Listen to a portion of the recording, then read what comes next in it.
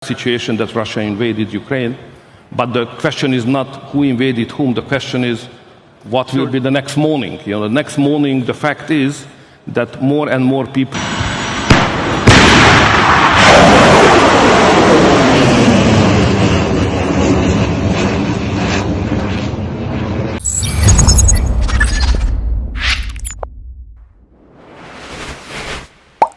Senjata makan tuan, Ukraina serang 3 negara Uni Eropa. Perang berbalik arah, Ukraina kini memihak ke Rusia.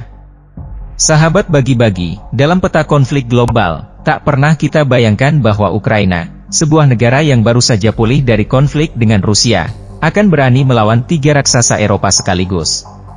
Tanah yang biasa kita kenal sebagai lumbung pertanian Eropa kini mendadak berubah menjadi medan perang yang panas, menantang Polandia, Hungaria, dan Slovakia. Pernahkah Anda membayangkan bahwa Ukraina, yang belum bangkit dari luka konflik dengan Rusia, bakal berhadapan dengan 3 titan Eropa sekaligus?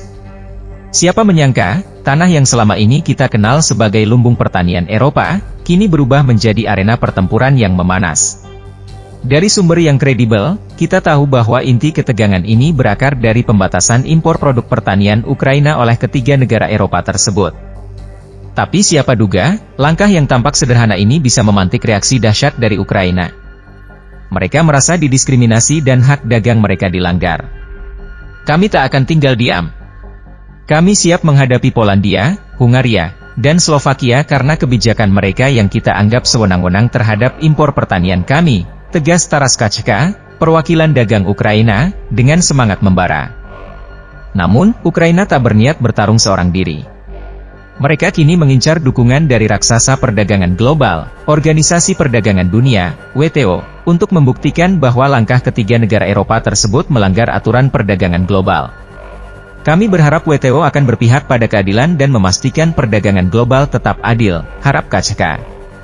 Berita ini semakin hangat saat Reuters juga memberitakan isu serupa. Kabarnya, ketiga negara Eropa tersebut sudah mulai membatasi impor Ukraina jauh sebelum perang dengan Rusia meletus. Dan sekarang, dengan lonjakan ekspor Ukraina akibat kebijakan Rusia, tindakan proteksionisme mereka semakin dirasakan. Hal ini tentu saja mengundang kegaduhan di kancah internasional. Presiden Hungaria, Viktor Orban, tanpa ragu-ragu menyatakan bahwa produk pertanian Ukraina kini mendominasi pasar Eropa Tengah, mengancam eksistensi petani setempat. Sementara Polandia dan Slovakia berdalih bahwa pembatasan mereka lakukan demi kepentingan petani dan konsumen lokal. Saat semua mata tertuju pada Uni Eropa, Ukraina kini bergerak gesit, merancang strategi demi melindungi kepentingan ekonomi mereka. Pertanyaan besar kini mengambang, mampukah Ukraina menghadapi 3 Goliat Eropa dalam laga ekonomi ini, atau akankah mereka jatuh di bawah tekanan kekuatan Eropa? Sahabat bagi-bagi, situasi yang tengah berkembang antara Ukraina dan 3 negara Eropa, yaitu Polandia, Hungaria, dan Slovakia, merupakan sebuah pertempuran ekonomi yang semakin memanas dan layak untuk diperhatikan. Tidak hanya berkaitan dengan pembatasan impor produk pertanian, konflik ini menggambarkan kompleksitas perdagangan global yang dapat memengaruhi negara-negara mitra dagang secara signifikan.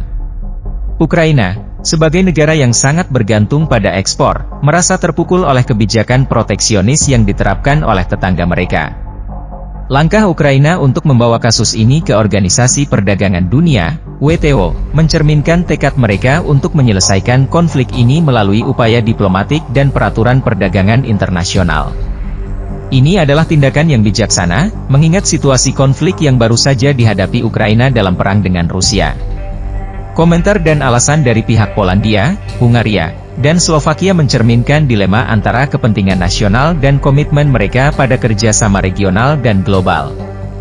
Mereka perlu melindungi petani lokal dan konsumen mereka, tetapi tindakan proteksionis semacam itu dapat merusak hubungan bilateral mereka dengan Ukraina dan reputasi mereka di mata komunitas internasional.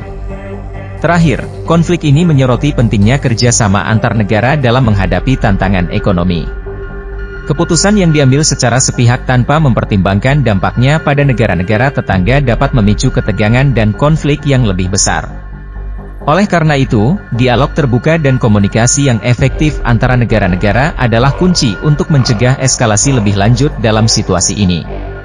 Bagaimana menurut kalian? Silahkan berkomentar. Sekian dulu dari Bagi-Bagi. Jangan lupa like, share, komentar, dan subscribe agar channel ini berkembang dan bermanfaat bagi kalian semua. Nantikan video menarik lainnya dari kami. Terima kasih dan sampai jumpa di video berikutnya. Merdekalah kita seutuhnya, merdeka.